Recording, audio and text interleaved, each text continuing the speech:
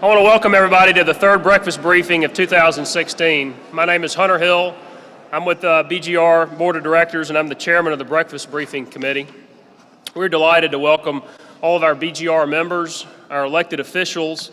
I'm going to list those out so we can recognize them. Senator Conrad Appel III, Thibodaux City Council President Chip Baddow, Jefferson Parish School Board Member Marion Banura, Covington City Councilman Jerry Connor, and Representative Joe Marino II. And then also want to welcome all of our guests this morning, so thank you all for being here. BGR's mission is to inform public policymaking and promote the effective use of public resources, all with the goal of improving government in the greater New Orleans area. To reach this goal, we publish influential, award-winning research and monitor 60 government entities across Orleans, Jefferson, and St. Tammany parishes. Our breakfast briefings provide a critical opportunity to fulfill BGR's mission by allowing citizens and policymakers to discuss issues that affect all of our lives. We hope you will take advantage of the question and answer portion of today's program.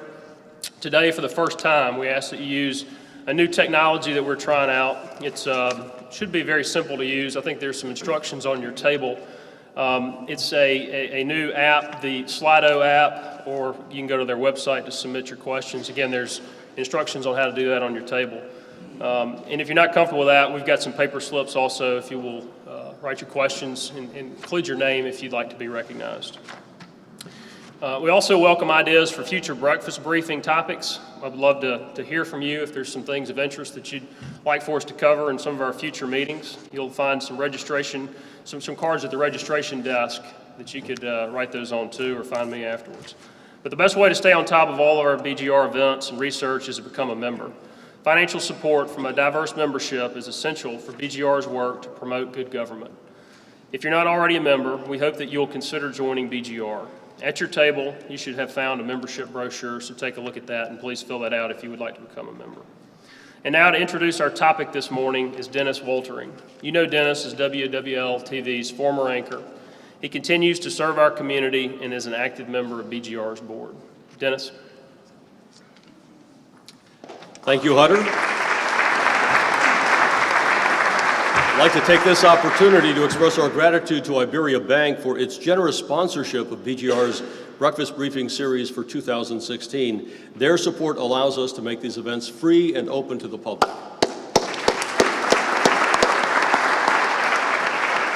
It's no secret that Louisiana's coffers have seen flusher days. After several years of tough budget cycles, Louisiana went off the cliff in 2016 and it had to climb out of a $2 billion hole. The state did so with a series of temporary measures that set up the potential for a future crisis. What went wrong in Louisiana? How much of the problem is due to economic changes? How much is due to problems with the revenue structure? How much is due to tax dedications? How much is due to tax incentives? How much is due to overspending? Here to sort it out for us and to chart a course toward the future of fiscal health is Louisiana's Commissioner of Administration, Jay Dardenne. Mr. Dardenne was appointed Commissioner of the Division of Administration this past January by Governor John Bell Edwards. In this capacity, Dardenne serves as the state's Chief Administrative Officer and Principal Architect of the $25 billion executive budget. Dardenne was elected twice as Louisiana's Lieutenant Governor, and before that, he served 4 years as Secretary of State, 15 years as State Senator, and 3 years as a Baton Rouge Metro Councilman. Mr. Dardenne, thank you so much for joining us this morning. Good morning. Thank you, and I apologize for being a little bit tardy. I misgauged the traffic a little bit. The day before Bill Clinton got elected President of the United States the first time, then President George Bush flew into Baton Rouge on his way home to Houston to vote on Air Force One. It was a magnificent sight. My two boys were about 5 and 7 at the time, and I'd gotten there a little early. This was before 9/11, and asked the Secret Service guys where the president might come and go from Air Force One, so I could position my boys and my wife Kathy at a point where they might get to shake hands with the president. So I picture the scene. It's a hot airport hangar in Baton Rouge, about 10,000 people, very enthusiastic for the president, even though the handwriting was on the wall. The president came in, got up on the podium where I was. It was an elevated podium, gave his remarks, and then left and followed the exact route that the Secret Service had told me. There was a rope stretched out to keep the crowd back. No more security than that in the pre-9/11 days. And you can picture the scene as the president makes his way along that rope and people are pressing forward, hands outstretched. And I've got my eye on John, Matthew, and Kathy. And Kathy can't hold the boys. It's too crowded. They're pressing forward, so they're right up against the rope. And sure enough, when the president got there, he leaned down, he shook hands with both of them, went on his way. So I'm all fired up, and this scene ends, the crowd thins, and I go catch up with him. I pick up Matthew, who is now 29 and hates the fact that I still tell this story, but I picked Matthew up and said, Matthew, isn't this great? You got to meet the President of the United States. And he looked at me and he said, I got a great look at his knees. True story, and I still tell that because that was Matthew Dardenne's perspective on meeting the President of the United States. He got to look at his knees. And so I'm going to give you my perspective. It's one person's perspective on where we are, kind of how we got here, where we may be going. I have a number of slides, and I've used this presentation a couple of times, so I'm going to run through a couple of them quickly and not talk about all of them in the interest of time, because I'd rather let you ask questions on what may be on your mind. Just a quick snapshot of the budget. You look at about, look at the bottom line here, $9 billion in state general fund. You talk about the budget being about $26 billion. $9 billion of it is state general fund. Your taxes, the fees that are generated, self-generated revenue. The rest of it is everything else, which we'll see as we go through this. But just to put this in perspective as to the kind of dollars we're talking about. In 1988, we created in the Constitution the Revenue Estimating Conference. It used to be the governor and his advisors would sit around and decide what they wanted the revenue of this state to be, based primarily on the price of oil and gas. And they'd decide what the revenue was, and then they'd budget accordingly. In 1988, you put in the Constitution a provision for the Revenue Estimating Conference. 4 people, the President of the Senate, the Speaker of the House, the Governor, his representative, which is me, the Commissioner of Administration, and an economist. It's been Jim Richardson from LSU since day one. I see Steve Sheffrin here, who I'll mention a little bit later, but Jim is the economist who's made these decisions. The Revenue Estimating Conference has to agree unanimously on what the revenue will look like for the state. We meet periodically during the year to make adjustments based upon the reality of the numbers, because this is not a science, this is an art. It's a projection, an estimate based upon what kind of revenue is going to be received. This is a very telling bar chart here. The purple is federal dollars. So you see all this federal dollars. Back in 2008, post-Katrina, federal dollars way up. Went down, went down, went down. It's back up to almost the highest point it's been since about 2010. Primarily because of Medicaid expansion projections. That's what drives that federal chart.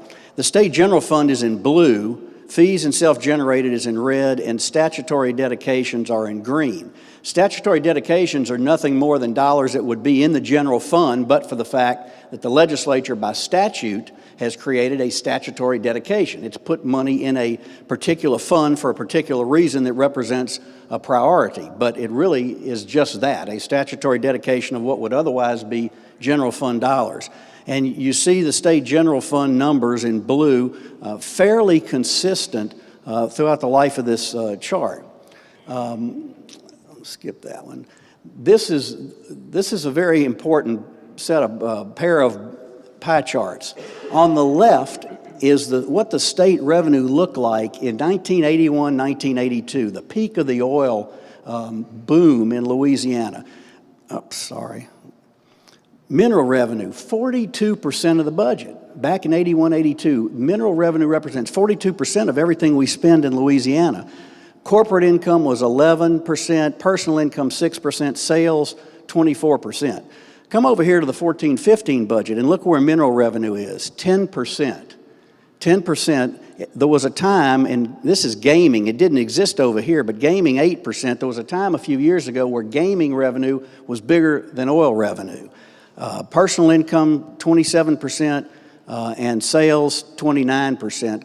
It's fairly similar to what it was, but we always talk about the dependency on oil and gas in Louisiana, and it's very real. It's a major driver of our economy. It was the biggest chunk of our state budget back in 81, 82, and you can see how that situation has changed. For every dollar drop or increase in the price of oil, it means a $12 million hit or benefit to the state budget. So you can see that it still is a major component of where we are. It's really usually the differential on whether we have a surplus or a deficit in the state at year end, depending on the price of oil. And you can just do the math and see when it went from over $100 down to the 30s, that's going to have a pretty profound impact on our budget. This is a reflection on how we got to where we are. This is one of the big questions. How do we get to where we are right now with this huge surplus, deficit we're having to deal with? This represents reductions. During the Jindal years, beginning in 08, income tax reductions look like that. This is the Stelly year where the Stelly numbers were reversed, and this is the reduction in income tax that we've seen subsequent to that. This represents an increase in tax credits and increases in tax exemptions. That means businesses, people are not paying. They either get a credit or an exemption, and these have gone up at a time where income tax reductions have been very significant. So it's not hard to see how we got, one reason why we got into the position where we were not getting the revenue that we had been getting in past years. A second reason for that is a quick look at deficits over the years. Going back to 08, this is the deficit, $341 million. You can see there's been a deficit every year from 2008 forward till the last fiscal year that ended June 30th, and look at the deficit this year. Two different declarations of deficits, almost $500 million in November of last year and another $570 million after Governor Edwards took office after the first of the year and the Revenue Estimating Conference met again. Loss of revenue coming in, but also an unprecedented and historic use of one-time money. From 2008 to last fiscal year, this is a use of one-time money. It started in the first year and it concluded in the last year. This was one-time money in the budget, over $800 million, $826 million. One-time money not coming back, plugged in to meet recurring expenses of government. So you start with the premise that if you've got $800 million that you're plugging in and you're not using it, or you're not going to get it again next year, you can see how you got a problem. If you inherit $100 and you go increase your apartment rent by $100 a month, after the first month, you've lost your inheritance, right? But you still got that $100 a month increase in your apartment. That's what Louisiana has done for the past 8 years. One-time money to balance the budget. It's not coming back again. Couple with that, unprecedented and historic use of fund sweeps. I mentioned statutory dedications, money that is dedicated for a particular purpose. In many of those funds, money was built up through the years because not all the money was used for the intended purpose. The legislature didn't change those stat deds and move the money to general fund. It left it in a fund that could continue to build up, so it provided some basis or some reserve. Well, in 2008, the practice started of sweeping these funds. In 2012, over $160 million in funds swept, and by the time you got to 16, there wasn't much left to sweep. And when we came in, first thing I said was, give me all the fund balances to be swept. We knew we weren't going to sweep them, but tell me where they are. None. They're all gone. There are no more funds to sweep. So the fund sweep, coupled with the one-time money, coupled with the loss of revenue, kind of gives you a clue on why you had a significant deficit in the 15-16 year and why there was a projected $2 billion deficit in the fiscal year that we're in right now. And the damage is not all done yet. Let me go through these because, all right, so during the gubernatorial campaign, most all of us said we got about a $700 million problem in Louisiana. Everybody was talking in terms of $700 million. How do you fix that? Well, what we found out after inauguration, Governor Edwards took office, was that $700 million number was a bit optimistic. It was more like a $1 billion problem that we had for the current fiscal year. The 400 to 450 million was a preliminary revenue reduction, because remember, you got revenue and you got expenditures. We had about a $400 million revenue problem. In January, there was a recognition that we did not have enough money to fund everything that the legislature had said we were going to spend in the budget. So we had about a $300 million problem in spending. So that's consistent with the $700 to $750 million problem we thought we were going to have. Unfortunately, in February of this year, the Revenue Estimating Conference met, as it had to do, to see where we are in this snapshot of the budget. And lo and behold, we've got another $570 million problem in terms of revenue shortfalls. You couple that with the expenditure problem that you had, and you've got about a $1 billion problem in the fiscal year that ended June 30th. So let me keep going here. So we had to deal with that problem. We start up with this budget imbalance of about $1 billion, and there's only 5 months left in the fiscal year. You can't spread this out over 12 months like you would like to do if you don't have all the revenue you're anticipating having. Unfortunately, we got 5 months left until June 30th. So brace yourself for all the cuts. Well, the governor called a special session, the first special session. The only way to generate enough revenue to address the shortfall in the last fiscal year was to figure out some source of money that's going to come in during that 5-month period. The only one you can really identify is sales tax. That's why the proposal to raise that 1 penny of sales tax grew legs in the legislature. There was no other way to raise enough money quickly enough to balance the budget for the current year. So that 1% increase meant about $190 million. We now have the highest sales tax in America. That's a great thing to be on the top of the list, right? 5 cents state sales tax coupled with whatever locals do, because this is the primary fundraising source for locals, Chip. I mean, that's what you let locals do, is they raise sales taxes. And so you combine state and local sales taxes, we're the highest sales tax state in America, and we're also the worst, by the way, in administering that sales tax because it's collected in every different parish, and we got to change that sooner or later. So this first special session raises $300 million. You still have a shortfall, so we got to make more cuts. And one of the ways we had to do that was to make additional cuts and to refinance our general obligation bonds and to refinance a small part of Medicaid in order to take advantage of the 100% payment that the feds are going to make for Medicaid expansion for this calendar year. Not over yet, but let me just stop here and tell you, because also I know a lot of you are thinking, wait, what are you doing to reduce government or to cut government? Well, we had cut government an awful lot during the Jindal administration, and we give them credit or blame depending on your perspective for that. But from my personal perspective, it was an appropriate reduction in the overall size of government during those years. But they had pretty much cut what you could cut. We had to cut more. We came in and cut over $300 million out of the budget to address the problem we're facing in the shortfall and to prepare departments for what we're going to do going forward as we continue to try and say we're not going to grow government. We got to reduce the overall size of it. So here's what we had to deal with in the budget we were submitting to the legislature within a month after the new governor taking office. To have a standstill budget, just what was going on this year was about $10 billion. The forecast was $8 billion, so you're $2 billion short of what you need to do to just keep doing what you're doing. No merit raises for employees, no inflation factor, no growth whatsoever in government. You need $10 billion, and you're only going to get $8 billion, says the Revenue Estimating Conference. So you got a $2 billion problem. In addressing the $2 billion problem, you got to remember this. We, as Louisianians, have put into our Constitution protection for certain things that government spends money on.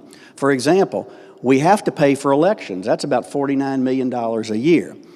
We support the minimum foundation program for K-12 education to the tune of $3.4 billion.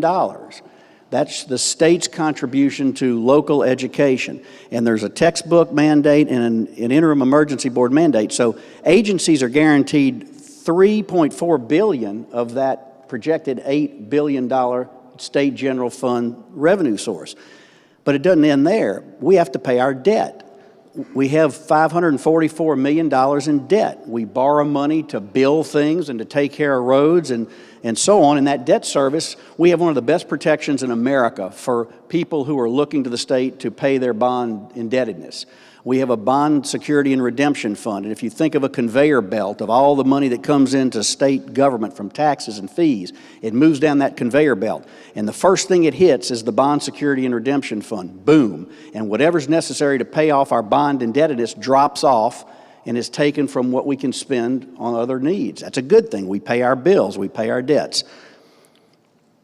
But we also have in the Constitution supplemental pay for law enforcement and firefighters. Local governments pay their policemen. We pay the causeway police. We pay the port police. Everybody who wears a gun, basically, or everybody who is a firefighter and responds and protects us, the state provides supplemental funding to local governments. It's not only a choice that is made, it's in the Constitution now. So another $214 million in support for local responsibilities. Constitutional requirements, $4.2 billion.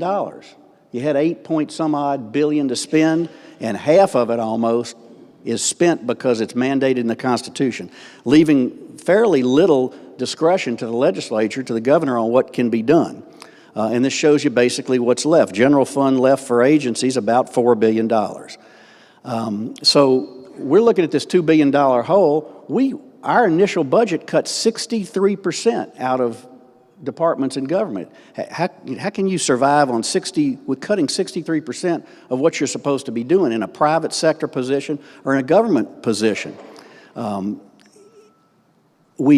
The favored agencies, we cut 24%. Favored agencies like TOPS, state police, corrections, 24% cut, still pretty significant.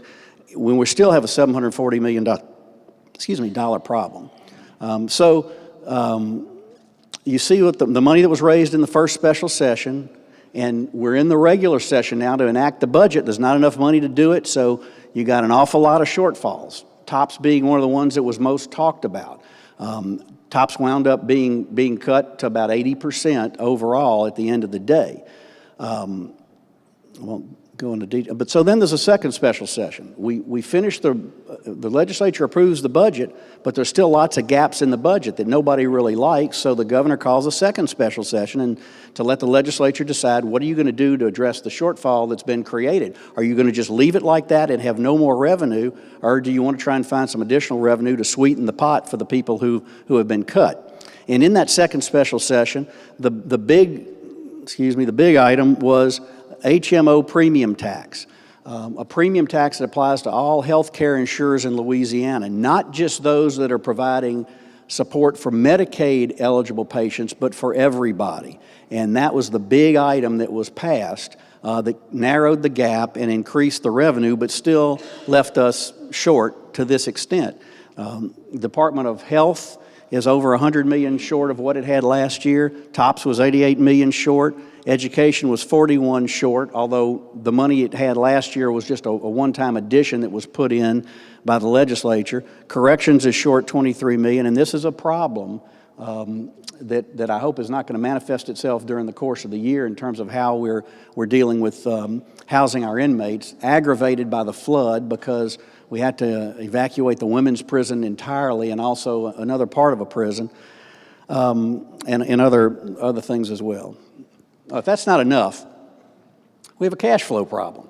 The cash flow problem results primarily from the fact that we swept all those funds because the state does something called inter-fund borrowing. We borrow from funds that have money or get their money in early in the year to help us meet our cash flow needs during the course of the year, just like you would go to a bank for a line of credit. Those funds have been depleted to such an extent that we do not have enough money to meet the cash flow needs of the state.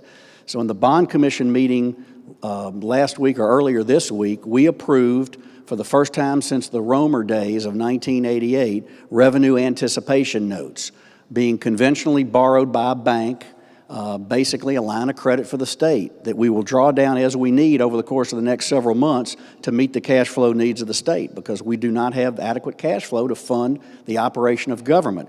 We front-end load some of our expenditures, and we don't get the money in till the second half of the year, so it's the worst possible situation. You have obligations in the first part of the fiscal year. You don't get most of your revenue in the first part of the year. You got a cash flow issue. So the interfund borrowing is not able to be done, and I think I'm going to skip over talking about capital outlay, except to say this. We knocked off about $1 billion on our capital outlay bill this year. It is just a wish list. Legislators, and I used to be one of them, legislators put projects and bills in the bill with no chance of it ever being funded, no realistic chance of it happening. It creates a false impression with the constituency that you're actually going to have a project that's going to get funded, when in reality, Austin, you remember these days, it doesn't happen. So we said we're not going to do that as much. We're going to knock $1 billion off of what's in that bill. And by the way, we have a 6% limit on what we can commit for bonded indebtedness. That's in the Constitution too. That's another good thing in our Constitution. We have a debt limit. We cannot go into debt. We cannot have an unbalanced budget. And we can only spend 6% of our general fund on our capital outlay needs. That creates a real problem, because you have projects that are in the pipeline that want to get completed. We can't do all of them because we have this limit, and the more we have a reduction in revenue, that 6% affects a smaller number. So you can't do as many projects. So we're going to be very limited in what we can do by way of capital outlay. There were 1,400 requests for capital outlay projects this year, in this terrible budget year. 1,400 requests, $3.6 billion, and this is pretty significant. 2/3 of those requests are from non-state entities. 59% for, and they're representing almost 59% of the overall bill. And that's local governments, and that's NGOs, many of which you support. Great projects. World War II Museum, an example. That's an NGO. That's one of the great attractions in America, not just in New Orleans. The state gives it some money. But there are also a lot of others just like that that are at the Capitol looking for money as well. And one of the things we're focused on in this administration is taking care of the state's obligations, the things that we have to do. So you'll hear in the next month, next time we have a bond commission meeting, we'll be asking the bond commission to approve, for the first time ever, a source of money for deferred maintenance on college campuses and state buildings, a pot of money just for that, and another pot of money for infrastructure, because our priority is for the state's infrastructure, highways, bridges that we alone are responsible for, and the only way we can get it funded is through bond commission general obligation bonds. So with that, I'll stop and answer questions. I just mentioned this before the questions, and I mentioned Steve earlier, Sheffrin is on the 11-person task force that the legislature has directed to look at state spending and to look more importantly at our overall tax structure and what we might do to change the way we impose taxes in Louisiana to create broader bases and more fair ways that we collect revenue in this state. That report will be forthcoming at the end of the month. The governor will be asking the legislature, no doubt, to approve most, if not all, of what is recommended by this task force. There are no elected officials on the task force. There are a few unelected officials like me. Me and another former representative and a mayor are on the task force, but it's economists and it's people representing business and labor and good government groups who are going to hopefully make recommendations that are based on sound policy and recommendations that you'll get a chance to vote on as well, because it is going to entail some constitutional changes. So with that, I'll stop and answer some questions. All right, Mr. Dardenne, thank you very much. Let's start off with, you mentioned Louisiana is the worst in handling state sales taxes collected in every different parish. What does that mean, and how should that be fixed in your view? Well, every parish collects its own its own local sales taxes. So businesses have to file a bunch of different forms to pay taxes to the local jurisdictions as well as to pay taxes to the state. One of the things that is driving a need to make sure we change that is the Market Fairness Act, which is being debated in Congress, that is going to enable anything purchased over the internet to be taxed by a state or by a locality. It's a big issue. It's Main Street is very concerned about it as more of us order things, buy things over the internet. And I won't ask for a show of hands, but I know what I would see as to what kind of purchases you make over the internet. And in many of those cases, the state is deprived of the sales tax it otherwise would get from that transaction. You're supposed to pay a use tax on everything you buy over the internet. It's in the law. I won't ask for a show of hands of how many people do that either, but a lot of people don't who make these purchases, and you're supposed to do it. It's almost impossible to audit. So the suggestion, and this will be a suggestion, no doubt, of this task force, and there is another task force working on this that's legislatively driven, to figure out a way that we can create a central sales tax collection system. It needs to be driven by locals, by local governments, by sheriffs, by school boards. They're very queasy about giving up their ability to control their own tax receipts. They're worried that the state won't get it right. They're worried that the state would somehow come in and skim some of their money like they've done in the past, and their concerns are legitimate, but we're going to have to all work together on this and change our system, because we are at the bottom of the list in terms of sales tax in America because of the amount of our sales tax and because of the way we collect it. We have to change that. And by the way, one of the underlying principles of our task force is to do away with that fifth penny as quickly as we can, because it's just bad policy, and we've got to find an alternative source of revenue. One other thing I didn't mention, this reminded me about that, we are facing another cliff in 2018. The money that the legislature raised during the special sessions is going to go away. They made it temporary, and we've fallen back into the trap of temporary taxes, which we did for years while I was in the legislature and had to vote every couple of years to renew taxes. It's terrible policy. It makes for terrible politics of having a trade-off to get people to vote for taxes, to give them a project or whatever. That happened. I hate to have to say it, but that's what happened. And you don't want to create a policy that has you voting on taxes to renew every 2 years. And we've created this cliff in 2018 that the current legislature is going to have to address in a year before re-election campaigns. It's a mess, and I'm hopeful that this task force recommendation will give enough ammunition to the legislature, Senator Appel, when we come in next year, to do some things to change the policies that are in place. Mr. Dardenne, what will be the impact of the recent catastrophic flooding? Will it be a revenue drain, or will it be a boom? Yes, it's going to be both. It's a drain in the short term. FEMA is a reimbursement process. You have to spend the money first and then get reimbursed. So that cash flow problem I talked about got exacerbated by the flood because we've been spending money. Obviously, our position was we're going to spend whatever it takes in the height of the storm to save lives and property, and we did that, incurred a lot of obligations, which we will now receive a 90-10 match for. Usually the match is 75-25, feds paying 75. The president agreed early on to make that a 90-10 match, which was really good news for us. That's a big difference in what the state will have to pay. But as we saw in Katrina, there's going to be a post-disaster spike in sales taxes and in activity. And that will happen. It's probably already starting. I figure our tax receipts for September, October, November from a sales tax standpoint are probably going to be much bigger than was projected because of the spike from the flood and the fact that the fifth penny is going to start coming in as well. So I think it's going to be a problem in the short term. I think long term it's going to provide one of those spikes like you saw from Katrina in terms of revenue. But we've got to remember, we can't just say, okay, we're rich again. That's a one-time spike that we're going to see for a year or so. We can't plug that into our recurring expenses of government. We'll be back in the exact same position that the Edwards administration walked into. Louisiana's in the top half of the 50 states in per capita spending. Are there any ways that Louisiana can significantly reduce this? Yeah, and as I said, there's been reductions over the course of the past 8 years. In fact, state employees are down, I believe, about 30,000. A lot of that is due to the privatization of the charity hospital system, and a lot of those were hospital employees, but there's been a significant reduction in overall state employment.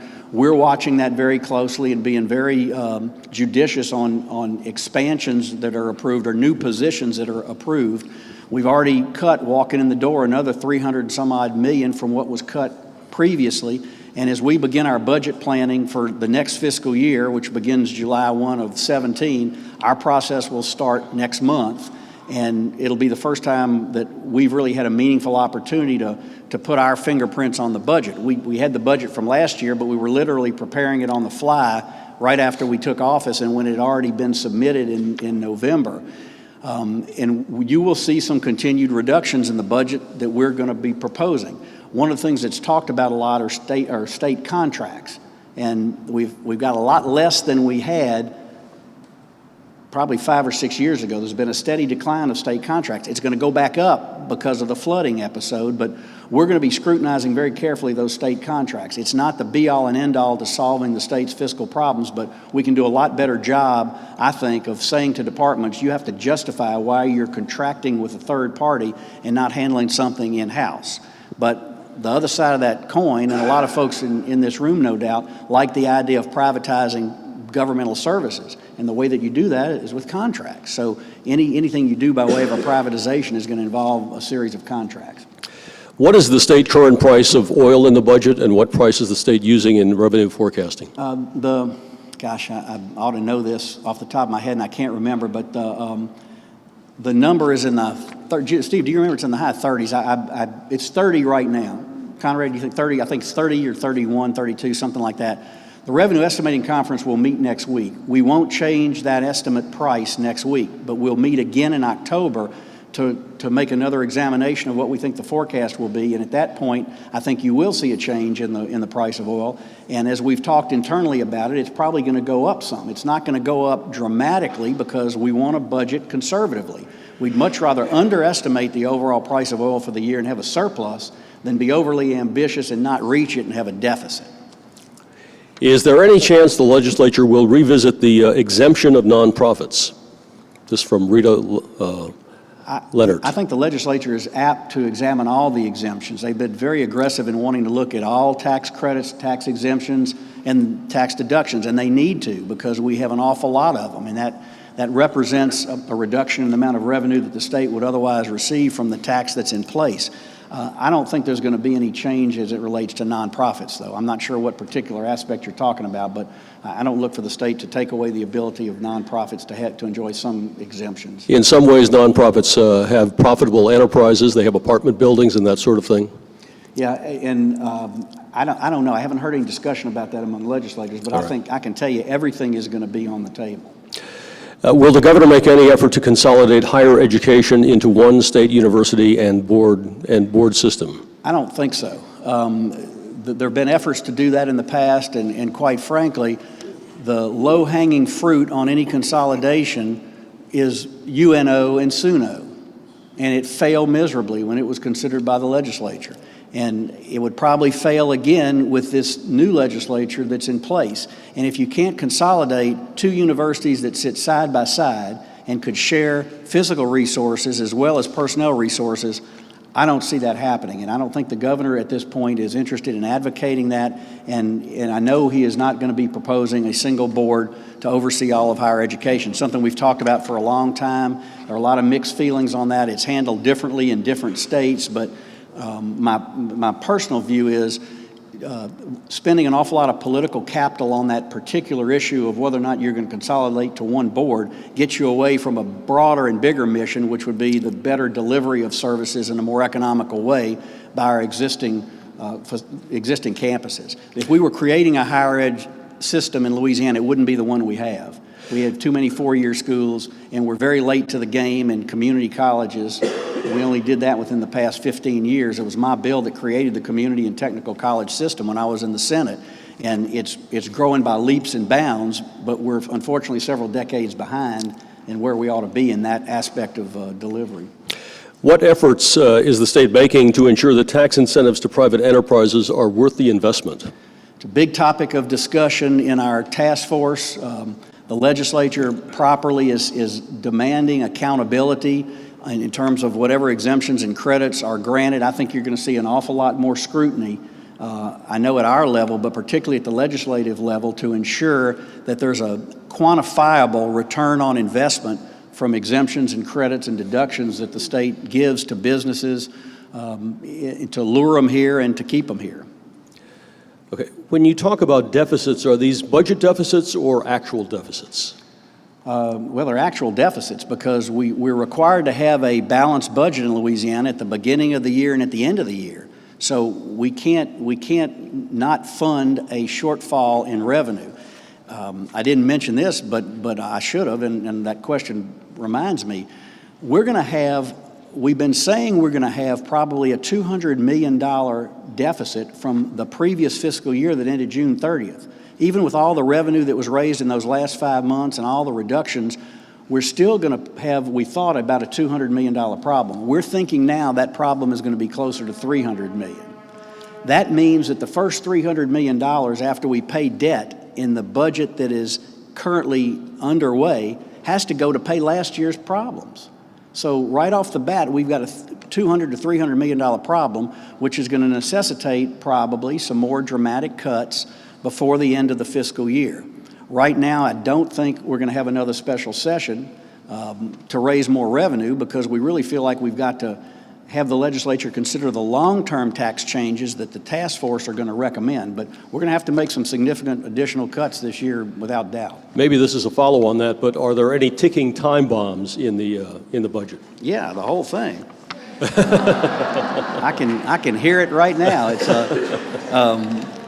It's problematic because of these problems I've talked about. The shortage in revenue that the REC is going to probably recognize, the expenditure requirements that we have in the budget that we don't have enough money to satisfy.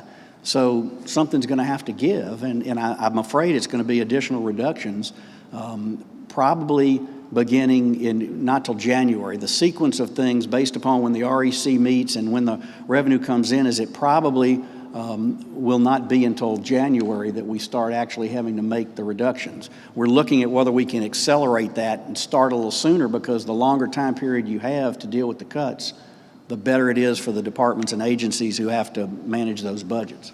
Can you comment on the proposed constitutional amendment to create the Revenue Stabilization Trust Fund? Do you and the governor support or oppose it? We haven't talked about that, so I don't want to speak on behalf of the governor because I don't know what the position will be. But I think the constitutional amendments that are on the ballot are from my personal perspective, are good and ought to be enacted. Anything you can do to create a mechanism to try and estimate revenue on a reasonable basis, I think, is a positive step. And there is another amendment that would take away a corporation's ability to deduct their federal income taxes on their state return, coupled with a overall reduction in the corporate income tax rate. I'm very hopeful that that passes because I think you'll see our task force, when that announcement comes out in the next week or so, is going to be recommending a similar thing as it relates to individual income tax as well. Lowering of rates, broadening the base, and taking away some of the big exemptions that are in place right now. The state needs to grow revenue, apparently. How realistic will it be to reinstate the Stelly tax plan? What's the administration's position on that? We hate to even mention the word Stelly. Vic is a great guy, but it's got such a stigma about it. We have purposely tried to avoid going exactly back to what Stelly did. Some of the components of what Stelly did are going to be a part, I think, of what you see in the task force's recommendations. Because had we not repealed Stelly, it represented about $800 million worth of revenue to the state that would have offset the initial shortfall that we were facing at the beginning of the year. So some of the components of what Stelly did, I think we're going to go back to that concept. But I don't think you will see son of Stelly or daughter of Stelly or anything like that. We want people to realize that the proposal is going to be different and new and broad-based, along with a number of other things that are recommended. What are the best budget practices that other states employ that you might consider implementing? I don't know. I can't really tell you. I hadn't had enough time to look at what other states do. I've had enough to look at what we do. So I honestly can't give you any suggestions from other states as to what they do. There's obviously a lot of dialogue that takes place. In fact, our chief budget officer is an executive board member of the national group of budget officers that get together and talk about all these kind of things. And I know that he's going to bring some suggestions to us when we start developing our budget in next month. Last year, Colorado received $135 million in revenue from the legal sale of recreational cannabis. Is this something Louisiana should consider? It has considered it. The legislature approved medical marijuana. There were some confusing provisions as to how it could be grown, and now that's been resolved, and LSU and Tulane, or LSU and Southern, I think, are involved in that. But there's still, even the baby step of medical marijuana has had a lot of problems in terms of how you produce it and who keeps it and what have you. I don't think there's an appetite in the legislature for the legalization of marijuana. I don't know if the governor's made a public statement on it, so I'm not going to say anything about what his position is, but I know that there has been a lot of opposition to widespread legalization like Colorado did. Any thought about raising the gasoline tax rate? There's another task force at work, a transportation task force that is looking at what we can do about our overall transportation infrastructure problems and the way in which we fund it. The Constitution says that any money from motor vehicle taxes must go to support highways and bridges and so on. It's one of the reasons why it was not in the special session this past year, because it would not have helped us address the budget problems we've been talking about, because it would have been dedicated to road improvements, and we just couldn't do all those things at once. I think this task force that is meeting now and just beginning its work and will report before the next session is probably going to come in with a recommendation that raises gasoline tax. I don't know that for sure, but I think that's the general direction where the discussion has headed. There'll be a lot of debate about whether it should be indexed based upon the price of oil, whether or not it should still be consumption driven. But it is a problem for the state, because our gasoline tax that funds road improvements is purely consumption driven, based upon 16 cents a gallon that you pay. And obviously the cost of road improvements and bridge construction has gone up geometrically over the course of the past 20 years, but our gasoline tax has not, because it's based on consumption and cars are being made more fuel efficient, so you're using less gas. It makes sense, but it's impeded our ability to keep up with what we need to do on infrastructure, and it's a real important issue, and I think you'll see some recommendations coming forward on that as well. What are the most politically viable revenue options emerging from the task force on structural changes? It's hard to say what's politically viable, because there's a natural aversion to any taxes or any ability to try and raise any revenue. If you remember that chart, though, that pie chart, mineral revenue is no longer a major focus of what we rely upon. It is now sales tax and individual income tax. Corporate income tax is not nearly as big a player as I think most people would think if you just asked them how much are we dependent upon corporate income tax. It's not as much as sales tax and personal income tax, but it also is the source of many exemptions and many exclusions and some very poor tax policy, like an inventory tax and a franchise tax, both of which are bad, I think, from a policy standpoint, but which are major contributors to our revenue flow, and we can't just do away with them. So whether it's politically viable or not, I think you're going to see proposals to reduce sales tax overall, particularly talking about that penny, and some changes in income tax that'll involve less exemptions and deductions and a broader base and lower rates. All the economists, and Steve can shout me down if I'm wrong, but all the economists are telling us the key is broad base, low rates. And to have broad bases and low rates in the system we have set up, you have to eliminate some of the benefits that go to taxpayers, exemptions and deductions, if you're going to lower their rate and make it more applicable to more people. So that's what I think it's going to be. Whether it's politically palatable or not, we'll have to see what the legislature thinks, and ultimately, on some of the matters, what the people think, because it will be constitutional amendments. Taylor Carlton asks, if you could change or add any policy to help our budget, what would it be? It will be less dedications, I think, but it's hard to do away with dedications, particularly those that are in the Constitution, because people have put them there for a reason. It does limit us, and I guess I would modify my answer to say more discretion in times of budget stress, because we do have some real tight limits on what can be done when you have a budget shortfall. The governor is tightly limited on what he can cut. The Joint Legislative Committee on the Budget is tightly limited to what it can cut, and then you have to go the whole legislature to make additional cuts. And so it makes it a cumbersome process, and one that from a policy standpoint doesn't let you look from 30,000 feet and say, what's the best way we could manage this shortfall in a way that doesn't punish particular aspects of government. But because we have so many dedications, those dedicated recipients are protected, and the ones who don't have a dedication are the ones you have to always cut. Mr. Dardenne, over the next decade, what will happen to the state's share of Medicaid costs? Right now, Medicaid reimbursement from the federal government is basically 68% by the feds and 32% by the state.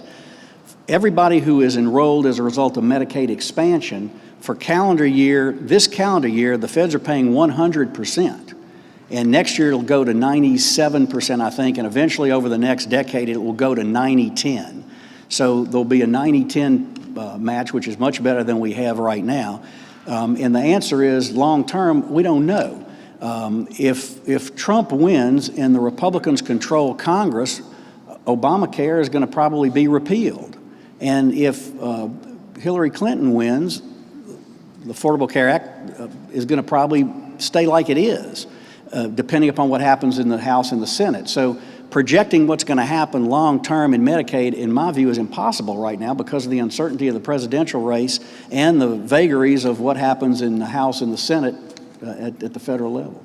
Carol McCall of Citizens for Greater New Orleans asks, what are the governor's plans for continuing education reform? We've made progress on accountability and higher expectations. Will he support these standards? Generally speaking, I would say yes. I don't know about any specifics, and we haven't talked specifically about what legislation may be in there to strengthen the accountability provisions and the grade provisions and what have you. So I can't really give you any detail. He is, there's no secret he's not a fan of vouchers, but he did fund vouchers at the same level that it was last year. He was not real keen on expanding it, and the result was some people who were on the waiting list did not get the voucher money. But beyond that, I can't really comment on overall education policy because I'm not involved in that discussion right now. This question from Marion Bonora of the Jefferson Parish School Board. It costs the state $32,000 per year for adult prisoners and $16,000 for juveniles, less than $5,000 for K through 12 students. Can we cut the cost for housing prisoners and give it to education?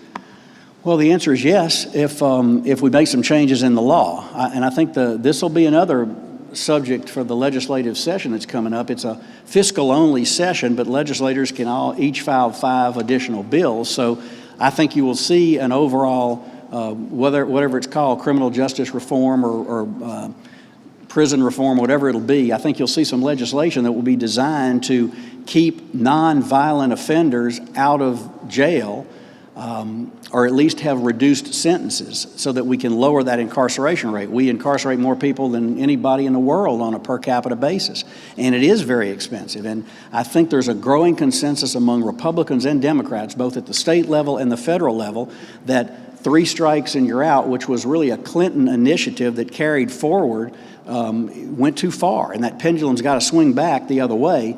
It'll be particularly beneficial to a state like Louisiana because we have the highest incarceration rate around. And I hope something like that is going to happen just from a policy standpoint. I think it makes sense, and I think it's sound policy, and I think it will also enable us to redirect money.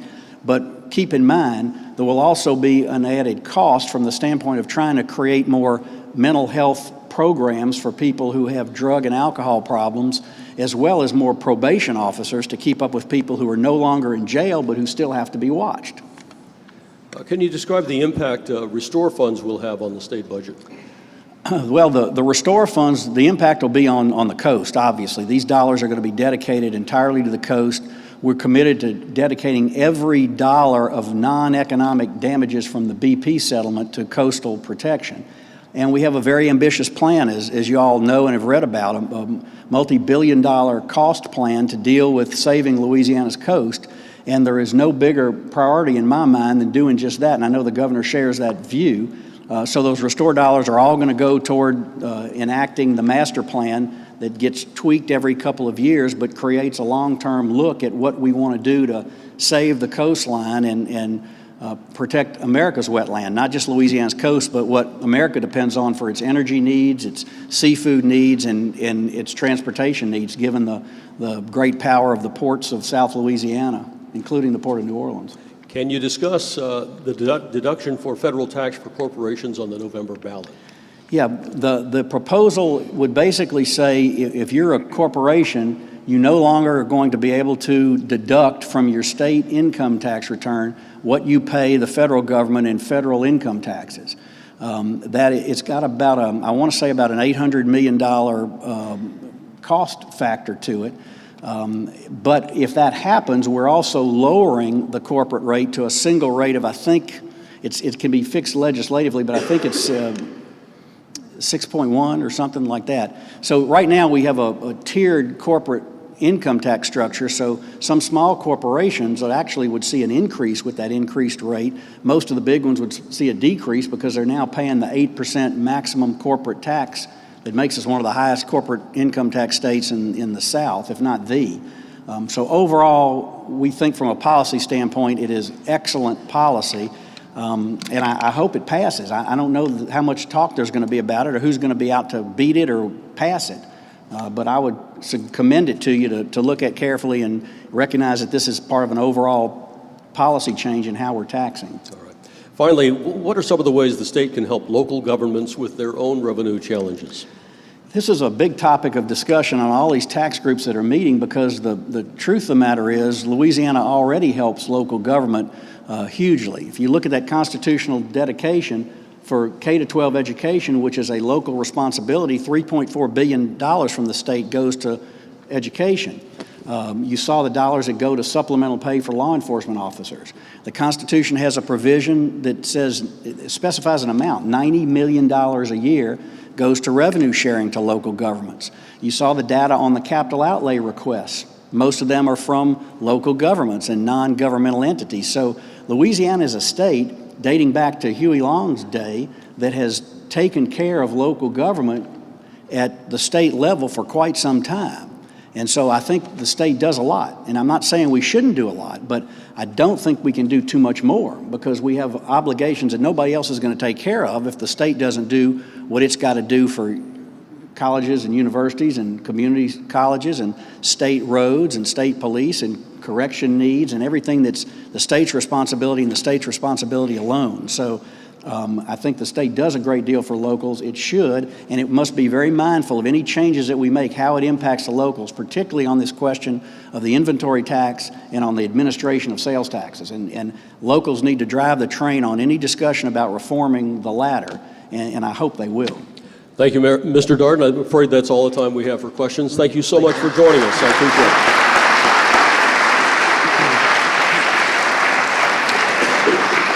Thanks again to Iberia Bank for its generous sponsorship of this breakfast briefing, and thanks to all of you for being with us today. We hope the event has been informative. If you use the Slido app or website to submit questions today, please click on the Polls tab to rate the technology. As a member of BGR, I encourage those of you who are not already BGR members to join us. You'll find details at the brochures on the registration desk. Thanks again, and hope to see you at our next event.